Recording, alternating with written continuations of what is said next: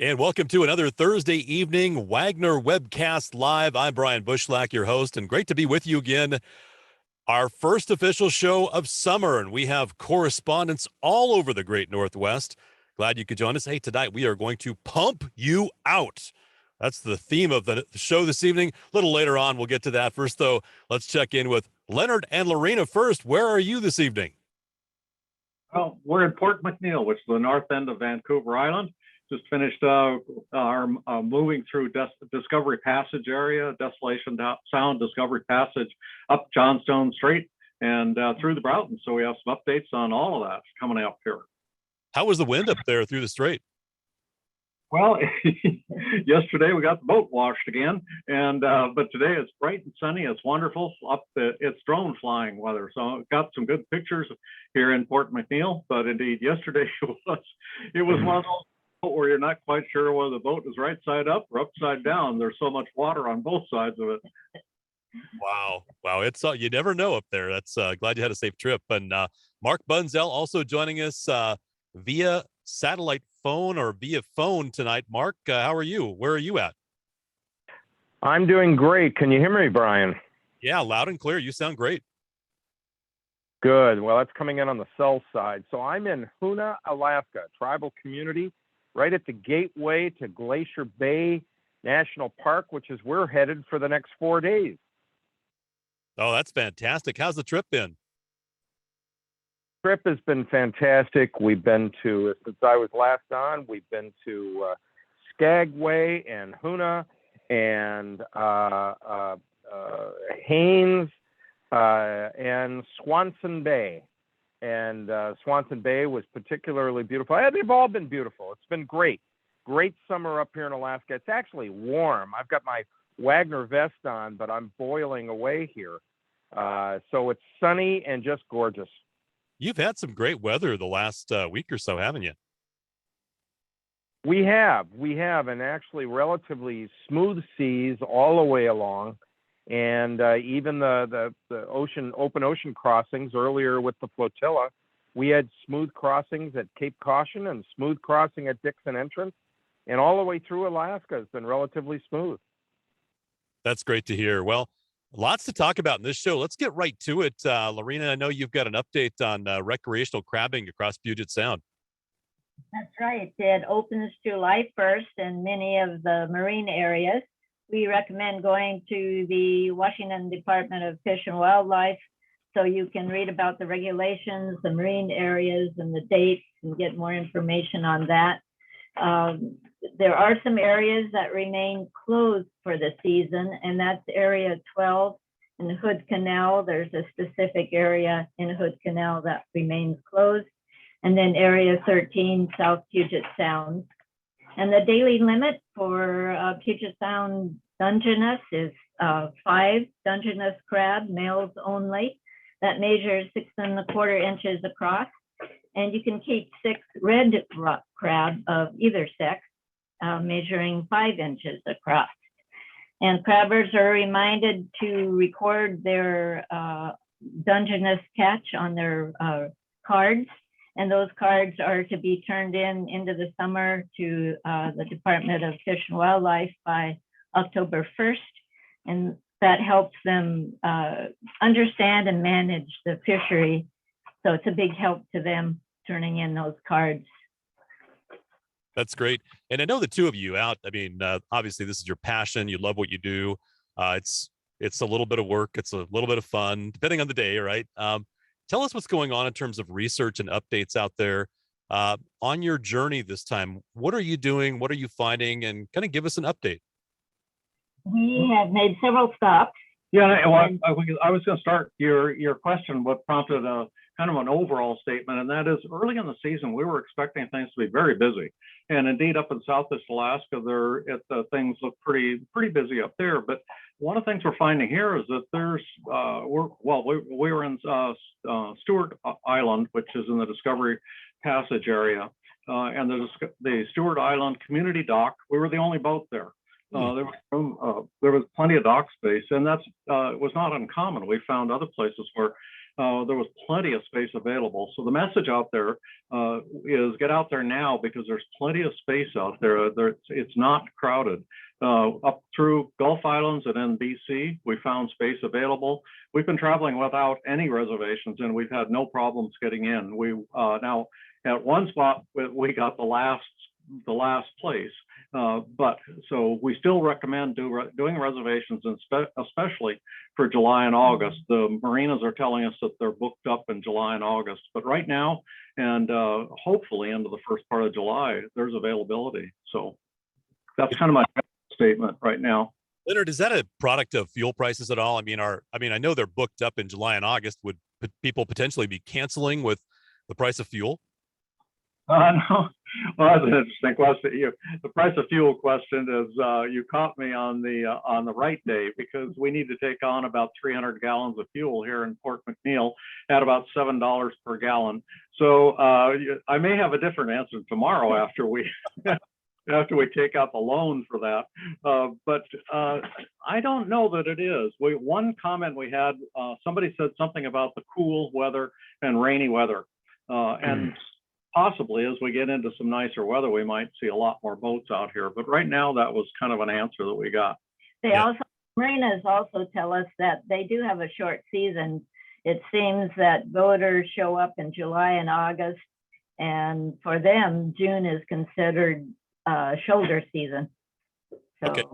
Yeah. Mark joining us now on camera. Mark, what are your thoughts on that? Well, we've seen it a little bit in northern BC of some of the places full, but generally hearing the same thing. I made reservations for later in the season for on our way down with this boat, and we were okay. And I talked to some of the marinas and they said, yeah, it's been a slow start to the season. So I agree with Leonard and Lorena that get out there and don't let that hold you back. Yeah. Now, Leonard and Lorena, what else are you working on this next leg up? I mean, what's on your agenda? We will finish up the Broughtons and then head around Cape Caution and do northern British Columbia. So there are lots of sites up there that we want to check out. Great.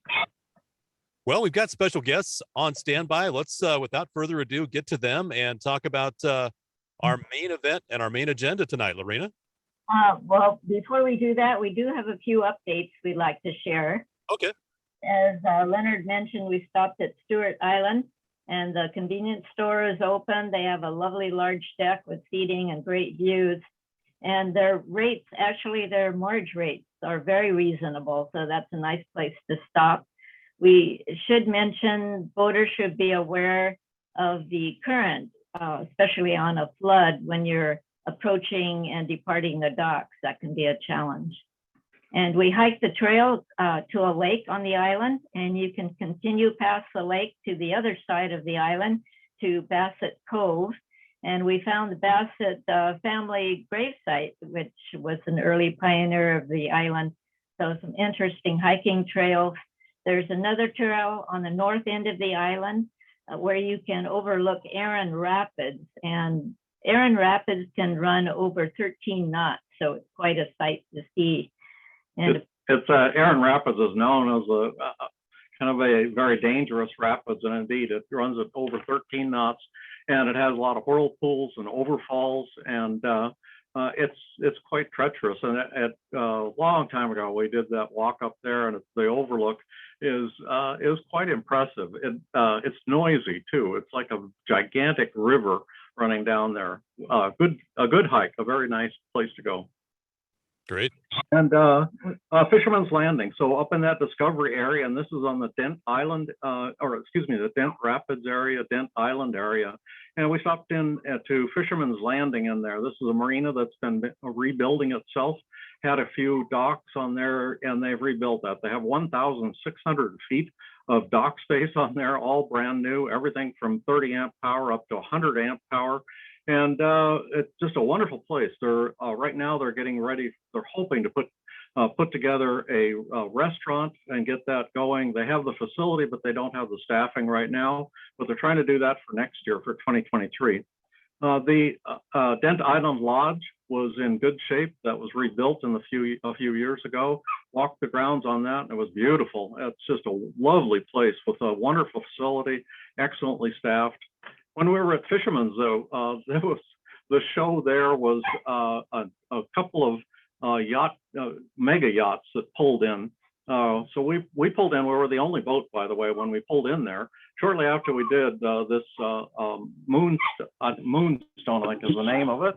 And let me look at that. Moonstone mega yacht showed up. It's about 200 feet long.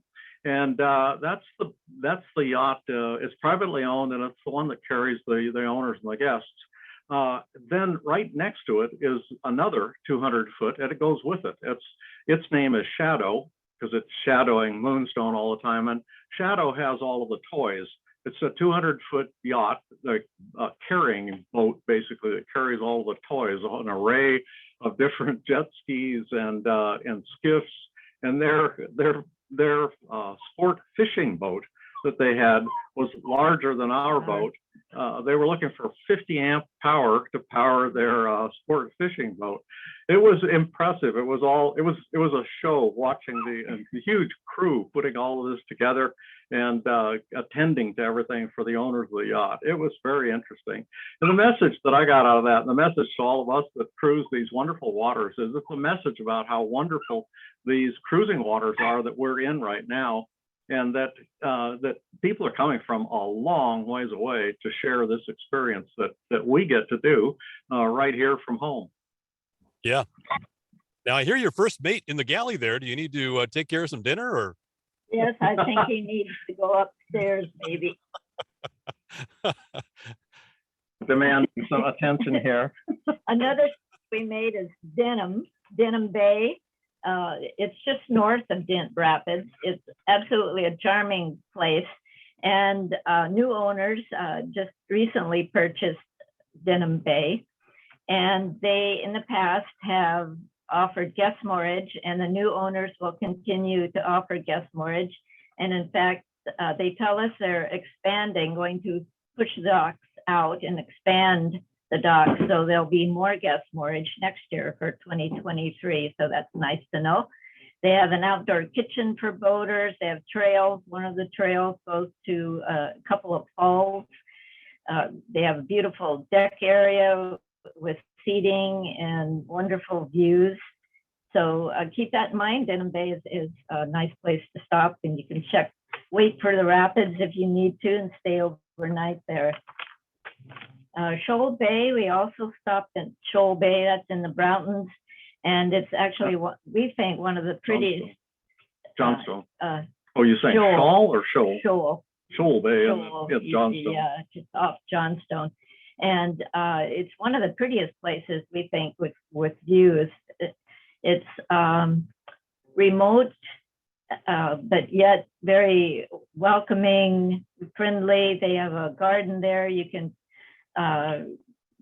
get some produce from the garden as long as you do some weeding and do a little bit of work. They're more than happy to have you take some produce.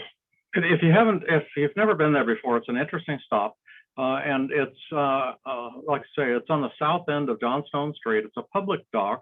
So it's a government dock. And then on land, there you'll find Mark, and property owner there, and he takes care of the government dock. He collects the moorage fees on that, and he provides some of the onshore facilities with his cottage business that he has. So he has a few small cottages that he rents out, and he has some laundry facilities, and he has a shower on shore, and the garden that, as Lorena mentioned. Which is amazing, because this is very remote, yet they have a makeshift shed for shower and laundry that you can use for a fee. They just also reconfigured the dock, so they've optimized the guest moorage space there. So that's nice. And one of the treats there is talk to Mark and ask Mark a little bit about his past history and how he came to buy the Shoal Bay facility and what happened to it. It's a fascinating story. You have to go talk to him. There's a trail that goes to the old mine. We tried to find the trail. It was kind of quite overgrown, and We went up every creek and through the brush and couldn't quite find the right trail. And Mark tells us, oh, well, I'll clear it out. I'll start working on it. So maybe next time we're there, we can find the old gold mine. Lagoon Cove was wonderful. Mark reported on that. The flotilla stopped through there, and it's as beautiful and wonderful as can be. We got the very last space on a dock that they were literally just finishing. They were putting decking boards on it, had about the last 10 feet of it that they were finishing off as we were tying on to the dock. Yeah, there was they have Starlink, excellent Wi-Fi internet available, and probably is the highlight right now of the Broughtons in terms of a family-run business that really feels like a family run that's very interested in it, and they're doing just a bang-up job on that. They have some wonderful trails. They've all been cleared except for the very top where there's a lookout, and they'll be finishing that up. But a very nice stop. And then Minstrel Cove is, Minstrel Island Docks is just a stone's throw away from that. It's up what's called the Blowhole Passage. And this is a government dock. It's not connected to land. There's no charge for it. It was empty when we were there. There's plenty of space on it to tie up. If Lagoon Cove is full, you could possibly tie on this and dinghy over to Lagoon. Lagoon Cove has a landing fee. So if you do come by dinghy, there is a charge to then enjoy some of their facilities. But it's a potential if there's no space, and that's quite likely at Lagoon Cove. That place is very popular right now. And then Echo Bay, another popular spot in the Broughtons, recently purchased by First Nations. Their store is open. They have convenience items. The fuel is available. The dining room, they're not currently offering meals that have been done in the past, but they are encouraging boaters to use the dining hall for ad hoc get-togethers, ad hoc happy hours. And they also suggest having a movie night. So bring your favorite movie. Folks can meet in the dining hall and watch movies in the evening. So they're encouraging activity, want people to use the dining hall. They've redone the trail to Billy Proctor's museum, which is nearby. They've rerouted that up over the hill. It's quite nice, it's very nice. And Billy Proctor's museum is open. And then our last stop here before Shawl Bay is Shawl Bay, not Shoal, but Shawl. S-H-A-W-L. S-H-A-W-L. And it is closed this year to guest moorage. We stopped and talked to Frank, and he said he's still working on the docks. It was put on hold during COVID, but they're back at it again. And he anticipates having guest moorage next year for about 4 boats. So that's another possibility for next year. Lots of improvements out there. Yeah. Great to see. All right. I jumped the gun earlier. Are we ready for our special guest, Lorena? We are ready. We have Aaron and MaryAnn with us tonight from Sea Grant. And Aaron Barnett is Washington Sea Grant's boating program specialist. He works with boat owners, marine operators, and port managers. Aaron manages the Pumpout Washington, a collaboration with the Washington State Parks Clean Vessel Program. He launched the program in 2012 for boaters to help maintain good water quality. Previously, Aaron was the owner-operator of Proactive Environmental and served in the U.S. Coast Guard and in various positions in the U.S. Merchant Marines. Welcome, Aaron. Next, Bridget. Bridget Trosin is Sea Grant's staff coastal policy specialist and works closely with Aaron on boating programs. She has worked on the state King Tide project and boating programs outreach and research. Bridget holds a bachelor's degree in environmental biology and a master's degree in marine affairs. And MaryAnn Wagner. MaryAnn is the lead on communications for the Washington Sea Grant program, where she is a science writer and editor on a variety of publications and handles social media, web, print, and digital assets for Washington Sea Grant.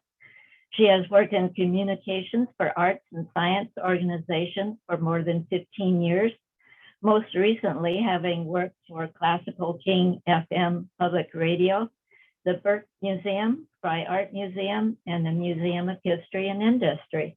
So welcome, Bridget, MaryAnn, and Aaron. Thank you, Lorena, and thank you, Brian, and everybody else. On behalf of Bridget, MaryAnn, and myself, we're really happy to be here. We love working with boaters. So here's a little overview we're going to do of what we're going to do. We're going to talk about Washington Sea Grant program generally. We're going to talk about the Clean Vessel Act program, which is pump outs. And Bridget's going to talk about some of the research that we're doing attached to that project. And MaryAnn is also going to talk about some of the communications work that we do through outfits such as Waggoner, for example. And I'd also like to say that I love the Inside Passage, and I love hearing about. I've been to some of the places you mentioned. It's one of my favorite places. So anyway, let's get started. Brian, why don't we go to the next slide? So we're going to talk about some of the outreach and research for Washington's Clean Vessel Act program. Next slide, please. So Washington Sea Grant itself is an arm of NOAA, the National Oceanographic Atmospheric Administration. It was started in the 60s. The headquarters are in Silver Springs, Maryland, where NOAA's headquarters is. And it was designed to work in an analogous way to county extension. So normally sea grants are located at a land grant college. They channel research money for various research. We channel research money through 33 different colleges and universities around the country. In this state, we are at the University of Washington, which is not a land grant college, but that's because our land grant college is in Pullman. So doing marine research and outreach just wouldn't work out of Pullman for obvious reasons. So anyway, we're at the foot of Boat Street down by Agua Verde. Stop in any time. We specialize in partnerships. We work with our universities on the state and federal level. We work a lot with tribes. We work a lot with industry and the public. And for example, our work with industry, you can point to the retail boating sales data that the Northwest Marine Trade Association shares every year or every quarter. We provide that service, as well as a fleet data set that's used for planning marinas and engineering, stuff like that. And that comes down to us translating useful information through decision-making tool for the citizens of Washington, the Northwest, and the nations. A lot of what we do is shared with other Sea Grant colleges, and a lot of what other Sea Grant colleges do and Sea Grant programs do, we share here in Washington State. So next slide, please. Anybody's welcome to ask me a question, anytime. So we're going to start with the Clean Vessel Act. This is sort of the big anchor program of our boating program. The Clean Vessel Act itself is an act of Congress for 1992 that came out of the need to protect oyster beds in Narragansett Bay in Massachusetts. And not only that, boaters were saying that, we have to pump all the sewage out of our holding tanks, which are required, but there's no place to put the sewage. So the Clean Vessel Act was created through a partnership with U.S. Fish and Wildlife, Boat US, which used to be called something else back then, and they created a taxing mechanism to collect money from sport fish activities, like fuel, fishing tackle, things like that. And that money is collected by U.S. Fish and Wildlife and distributed through each state for pump out equipment. Next slide, please.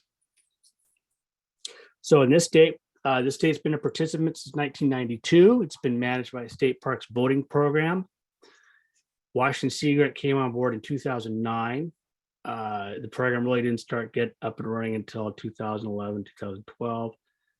And we were brought on under contract to provide education and outreach services to the boating public, including marina managers, helping them site pump out equipment, get the grants, set themselves up to put equipment in that will work for them in a way that serves the boating public well.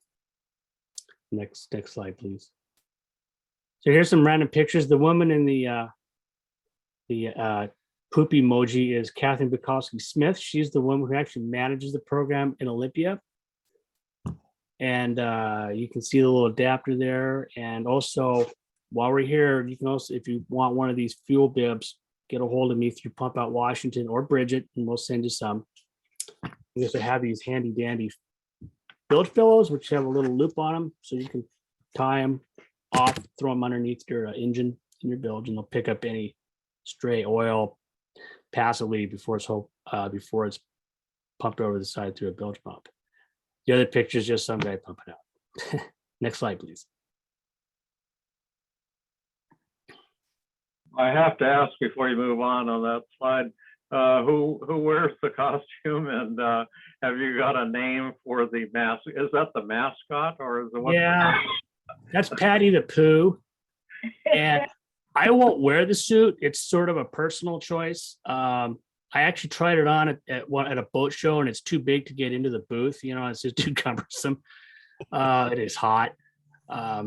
Catherine looked great at it, you know, and so she's Patty the Pooh. You guys are welcome to wear it if you want. If you're welcome to come to one of our events and try it out if you have the urge. Well, thanks for the invite. That's great. Yeah. Okay, next slide, please. Thanks, Brian. Now, these are adapters that we started distributing in 2010. I think many of you have seen these. We've distributed 14,000 of these, and other states have picked this up around the country. Other CVA programs.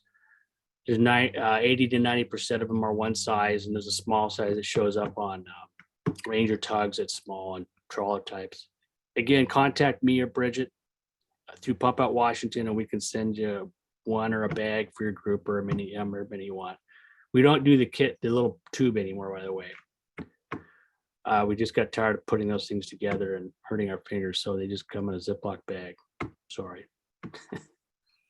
Okay, now the app. Now this is a new thing we came out with. This was partially a product of COVID. This app, the Pump Out Nav app, was developed by the California Clean Vessel Act program. And I know a lot of you have it. If you're not familiar with it, it's interactive.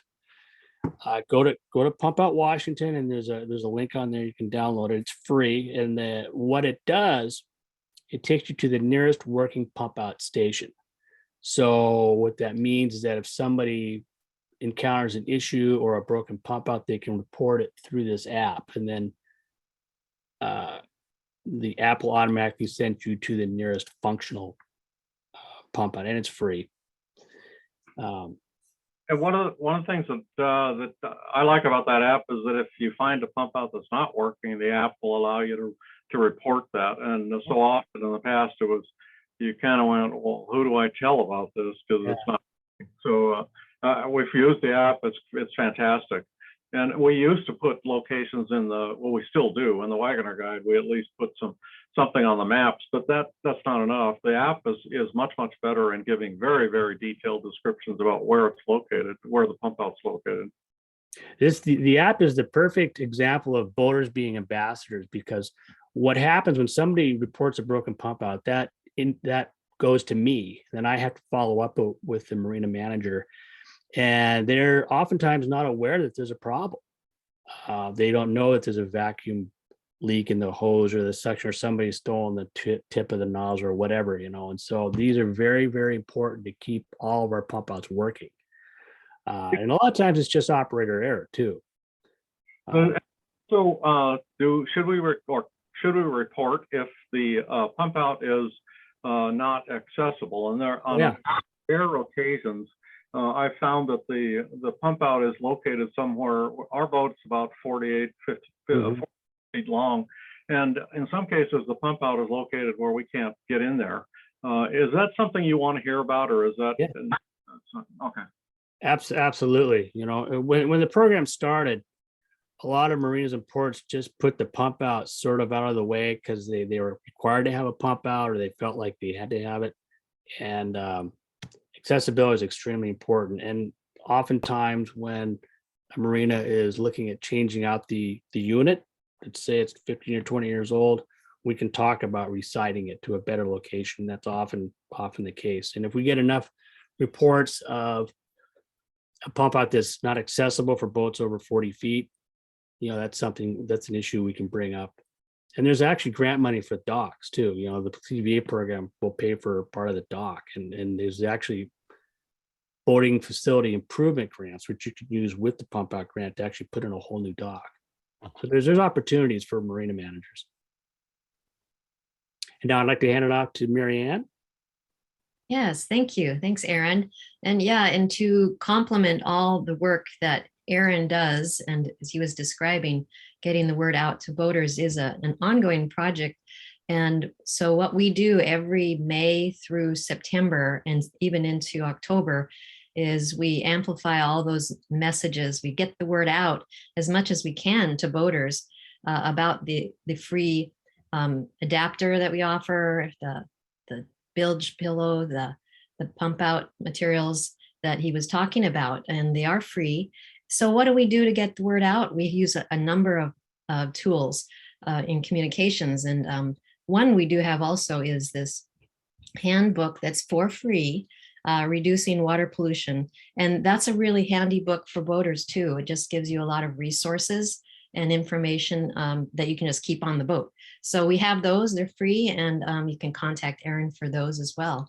But let me tell you about some of the other things that we do to get the word out. Thank you, Brian. So you recognize the Waggoner guide there, and we do place ads and information in a number of boating publications, as I said, May through September. So you have access to that information. Next slide.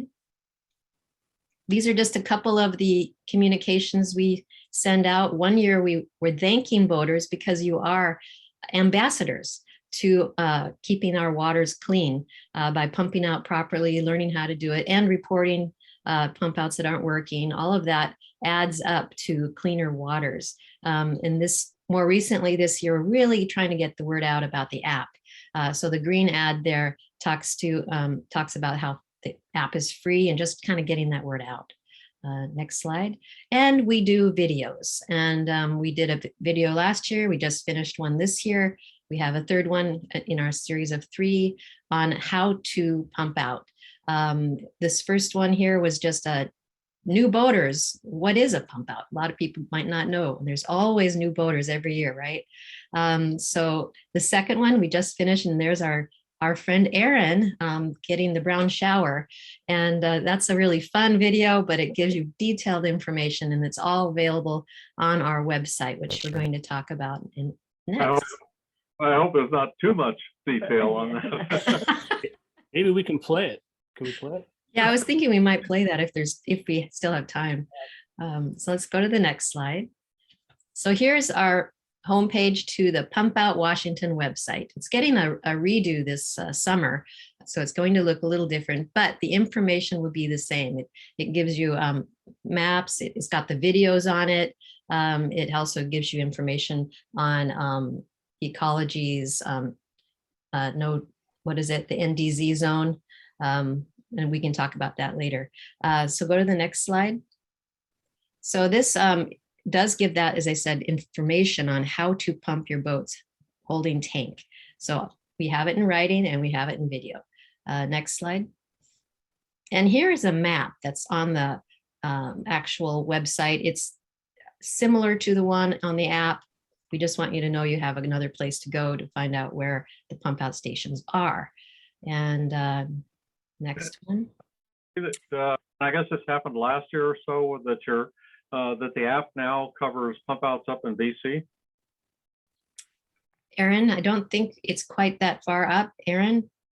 No, it's only national. It's California, Oregon, Washington, Florida, New York, Vermont for now. We asked about approaching Canada and see if they want to do it, but there's some licensing and privacy issues with the ownership of the app that were explained to us that they can't really do it at this time.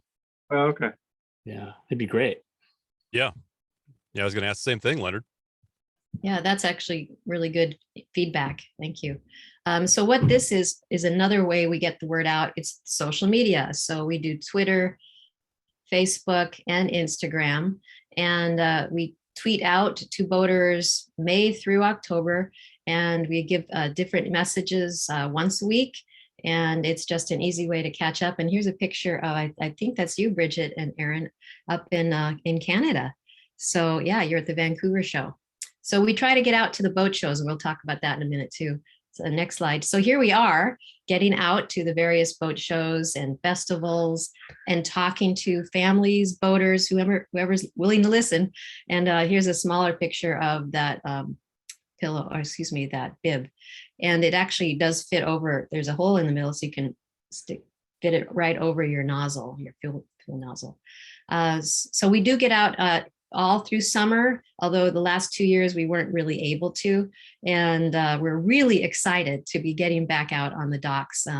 In August, we'll be on Friday Harbor Marina. So look for us, please. Okay. And I'm handing it off to Bridget at this point. Hey guys, so I'm just going to talk a little bit about some of the research components of our program. This is all part of the CVA program, and what we've discovered is that there has been questions that have come up from boaters or from marina operators or from even sewage processing plants. And so we have tried to find answers to those questions, and oftentimes that involves using the UW resources that where we're housed as part of Sea Grant to tap into our research colleagues over at UW Environmental Engineering, at the various water quality labs and oceanography, and trying to find answers. So here is a picture of one of the grad students that we ended up hiring. She made this into her master's thesis, and her entire thesis was on answering one of those questions that came from a sewage treatment operator. So we found out about this problem that marina operators were actually telling us that, hey, we have nowhere up in the San Juan Islands to dispose of the sewage that we collect up here because we're islands, and there's just natural problems that come with being an island, right? Like, where does your sewage go? And the San Juan Islands do have that issue, and especially since they are one of the busiest spots in Washington for boating. So we're collecting lots and lots of boating sewage in the San Juan Islands every, shoulder and all year, really. That's like the really hot spot for boating, as you guys know. So here we're trying to figure out, okay, we have this island, where do we put the sewage? And there's really only these very small sewage treatment operations that exist on these islands, and they just can't handle boating sewage very well. That was what we discovered through this research. However, before that, we were really trying to figure out and ask the question of let me back up. So we were trying to answer that question: does boating sewage affect these small scale sewage treatment plants, which we discovered through the research that it does. And we still had that issue of, okay, well, we have to get the sewage off the islands, which they do. They end up trucking it off, and it goes over to Anacortes. So that's where all of the sewage that's collected in the San Juan Islands ends up being trucked off. A small portion of it can be processed on island on Friday Harbor. And the research led to this really innovative, cool dosing machine that ended up being implemented as a result of the research that slowly puts the boating sewage into the city's municipal sewage treatment plant at nighttime when it's not receiving as much load from the city and tourists that come into Friday Harbor. So that was one of the cool outputs, very practical solutions for these things. And let me see. Can you show the name of the pump out again? Okay. Yes, it was Pump Out Nav for those that wanted the names of the app again. So here we okay. So here's a picture of Susha Island. This is a different research project.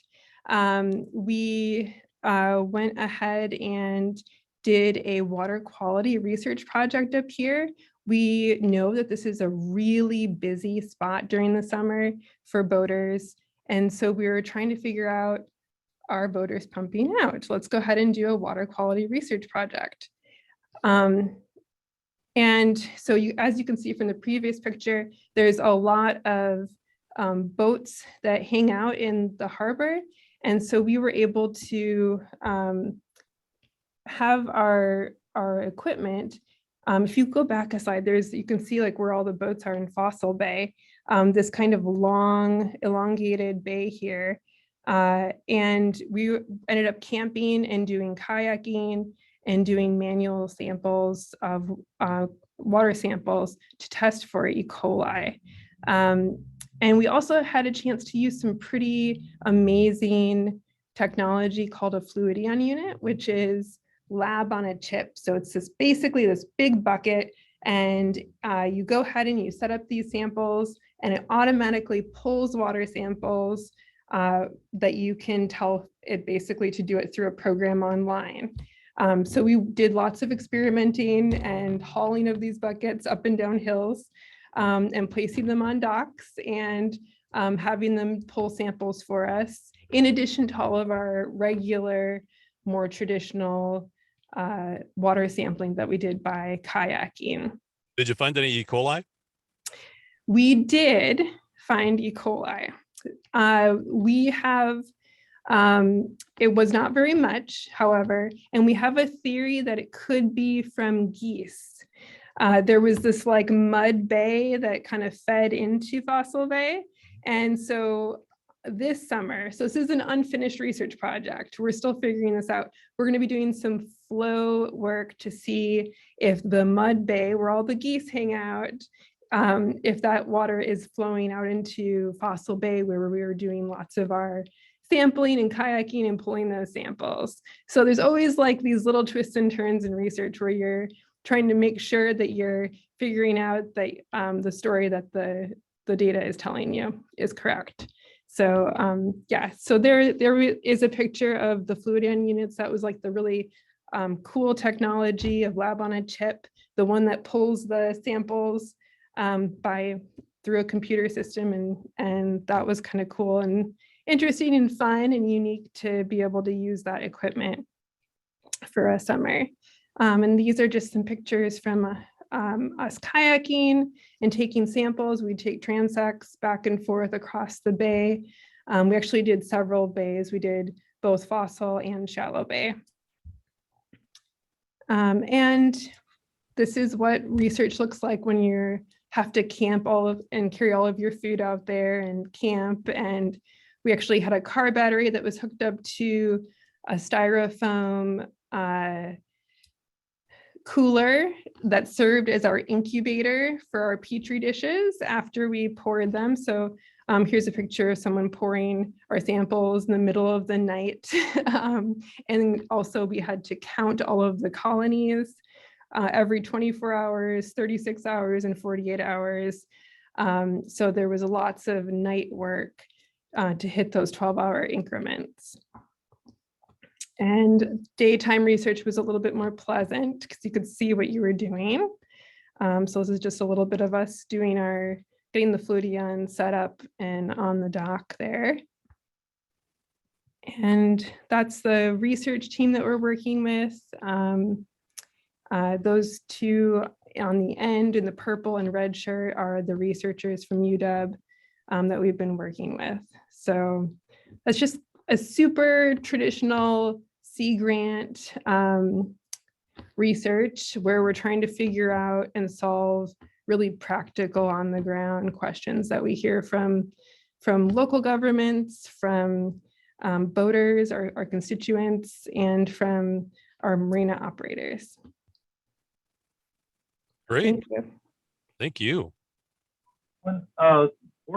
If people wanted to follow these metrics of the analysis, where's a good place to not to be swamped with data? What I'm struggling with is where are some key indicators as to whether we're making progress or not in key areas. Is that something that MaryAnn was pointing to early on with the document, the results? Is that where someone would go? No, you would reach out to either Aaron or I if you wanted an update on these specific research studies. They haven't been written up yet. They will be published at the end, but since we're kind of in the middle and still actually collecting data, we can always provide updates. The plan is that they will get, published, and we would have an article then that we would write up as well.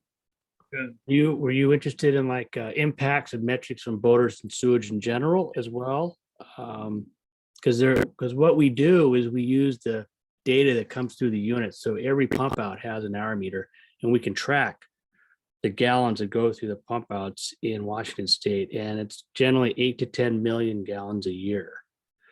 So I've seen that, and that's exactly where I'm going.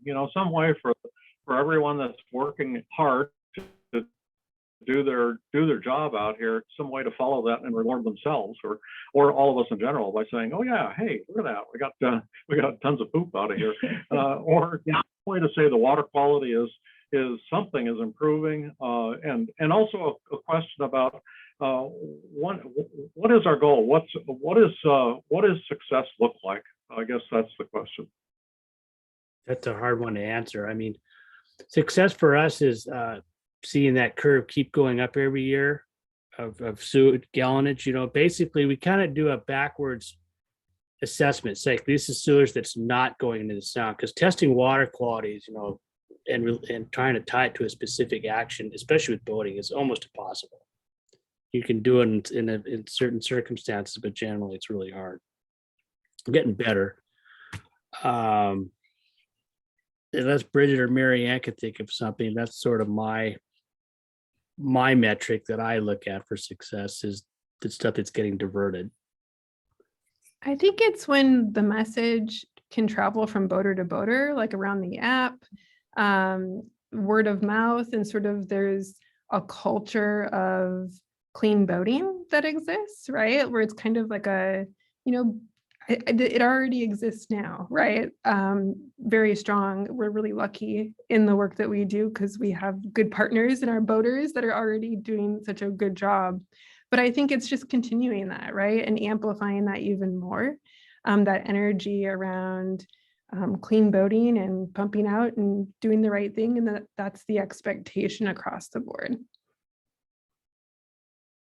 The chat here that I'd like to address, because it is an open question. The question had to do with how do I test my macerator pump legally, and to make sure it's working. And the question, I know this because we take the boat to Southeast Alaska, and once you get past about where we're at now, the pump outs are pretty non-existent. And certainly up through Southeast Alaska. So you really do have to go offshore or away from land, or in moving water where it's correct, or as correct as can be, and you have to pump out. But our boat is in Puget Sound area for most of the year. In preparation for going to Southeast Alaska, how do we legally, not we, but boaters, how do boaters legally make sure that their macerator pump is working in preparation for that trip, if their boat is in the Puget Sound area? And it's okay if you say, I don't know, but it is an open question I've had before. Well, the macerator, some boats have them, some boats don't. Here's the law. The law in Washington, since the implementation of the no discharge zone, prohibits any discharge at all. You used to be able to discharge treated sewage, through like an electrosand or something. You just can't discharge any raw sewage at all. I think, are you thinking about testing the Y valve? Is that? No, this is on the macerator pump. It's the one that empties the holding tank overboard. Oh, yeah. I wouldn't know. I just know that you can't discharge in Washington State. You can in Canada, but not here. Yeah, sorry. No, that was the answer I was expecting. But again, we had that in the chat, and it is. I would like to address that. So thank you. Yeah, we have Tom from the Environmental Protection Agency on the line. wondering who asked that question. So we'll just keep that confidential. Yeah. That's the government response. What was the app again? We have a couple questions on the app. Where do they find that? Go to Pump Out Washington. Just pump out one word and then Washington. Google it. You'll find information on how to get the app. You find our videos. But yeah, scroll down, and one thing about the Pump Out Nav app is it's kind of hidden in the text. It's italicized, so it's just below the main picture. And then I just download it. It's free. It works great on the phone. Most people I've talked to really like it on the phone the most. Great. And the video, where is that? Is that on YouTube? Yeah. It is on YouTube. It's also in the Pump Out Washington website in a couple of places. What was the name of the video again? Avoid the brown shower. Okay. And there's a question here I think Bridget or Aaron could answer. Did you take samples from the surface or did you take them at different depths? We were only able to take it from the surface, 6 inches down. So.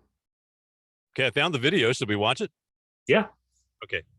It's my big break. Maybe there's a phone plan by Google. With our flexible plan, only pay for the data you use. Okay, we got to get past the ad first. Hang on. Okay, let me get it queued up. Let me share. Hang on.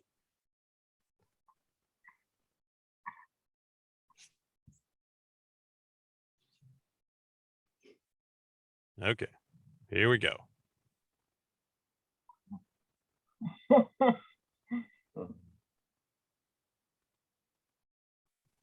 From the top.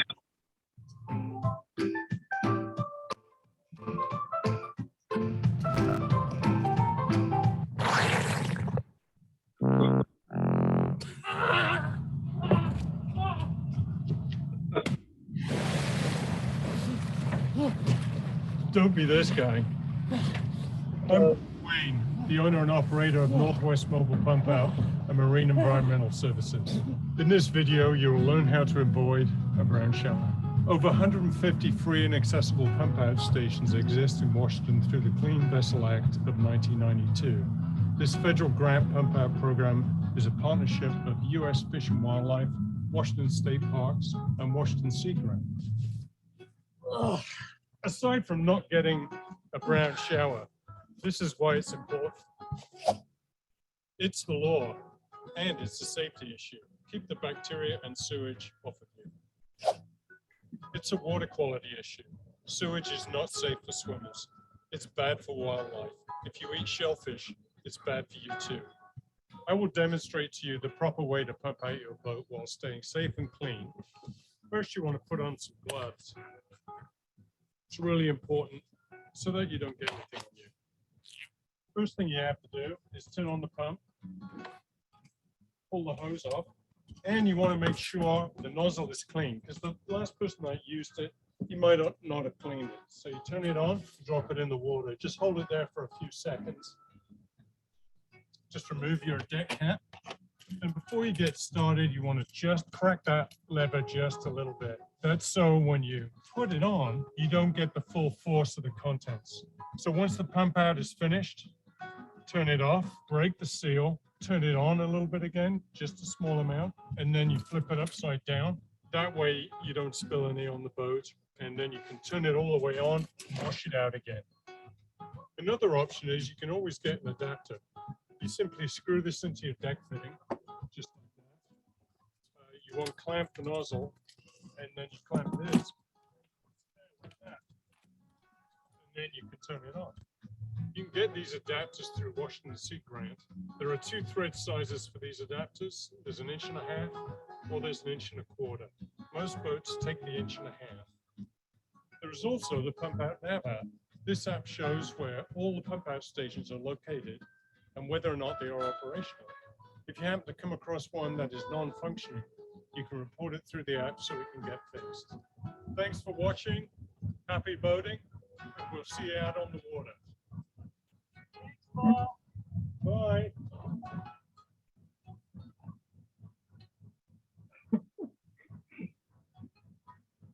I don't know if you recognize it, but that's Gig Harbor.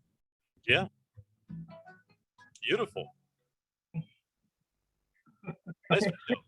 I hope you took a shower after that, Aaron. Oh yeah, I took a warm one. It was cold. Homeowner. Did it in March. Is your last I also like to point out that Paul 2020. has a free service in the summer in Pierce County. So Pierce County is partnering with the Clean Vessel Act program. So if you're down around Tacoma, Gig Harbor, they'll pump you out for free. Great. Yeah. Great. Here's another question, Aaron. Are there areas in Puget Sound that have declining metrics? You mean people are using pump outs less? I would assume that's what they mean. Yeah. I wouldn't know. I haven't seen a breakdown of the data. I just seen the aggregate results at the end of the year. We could find out though. I mean, that's actually a good question. Here's one. I didn't see the manual pump out at Deer Harbor, so I guess that's something to note. I think they're talking about Reed Harbor. Well, sometimes they pull the barge in to have it emptied. They go in there and they tow it. That's the one in Breach Harbor. That's the manual one. They'll detach it and tow it into Roach Harbor where they pump it out a few times a year. That's probably where it is. Blake Island, for years at the park there, that pump out barge was not working. Mhm. You know what the status is on that or the future on it? Yeah, the future is not bright for that pump out, and the problem is there's the where the sewage goes. It was a great pump out system, worked great, but it went to a lagoon up on top of the island there, a little like treatment lagoon. Well, they have problems with that lagoon. It's failing apparently. So the pump out works great. It's just the end destination for the effluent. They just don't have that. That's why it's down. They may take it out. I don't know. I don't know what they're going to do with it. Well, it all flows downhill, you know. That's right. Huh. But you can call Paul if he's around and he services Paul's boat, and I think he'll come out to Blake Harbor and pump you out for a fee, or if it's during the summertime, he might be able to do it for free. Well, good. We enjoyed the video. Approaching the top of the hour. Time to wrap up here. Thanks again for joining us, all of you. It was a great show. Thank you guys. Well, next week it's our final show of, well, sort of the year. We'll be back in September. We'll have reports again from the field from Mark and L&L, and also Arbaugh will join us with the Mind the Zone campaign, which is very important as we expect things to really start picking up here in the next couple of weeks. And then Wagner Webcasts Live will resume in mid-September. So hope you can join us next Thursday night, June 30th, for our final show. And then everybody heads out and starts boating. Thank you for joining us. Safe travels wherever you are headed. And we'll see you again and talk to you again next Thursday right here on Wagner Webcast Live. Good night, everyone. All right.